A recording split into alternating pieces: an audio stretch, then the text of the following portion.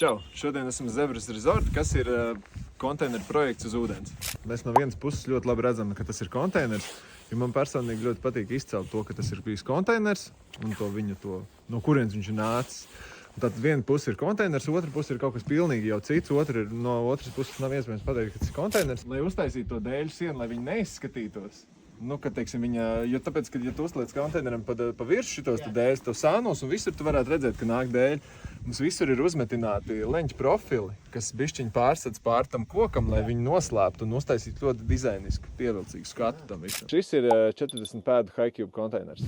Pārbūvēts, iebūvētiem logiem, siltināts ar visām sistēmām, siltumu, vispārējiem. Viņiem pilnībā jauni vai? Pilnībā jauni, jā. Pārbūvēju parasti mēs arī iesakam cilvēkiem, arī, teiksim, tā kā paši pārbūvējam, vienmēr ņem jaunus konteinerus, tāpēc, kad viņus pārbūvēt ir lētāk nekā atjaunot vecos, tāpēc, ka veciem, lai mēs dabūtu rūšas nost un mēs viņus, teiksim, dabūtu pēc iespējas labākā stāvoklī. Baigi daudz darbs ir jāiegulda, tāpēc, teiksim, to naudu tu pazaudē iekonomēt uz pašu konteineru, bet tu uz darbu pazaudē daudz vairāk.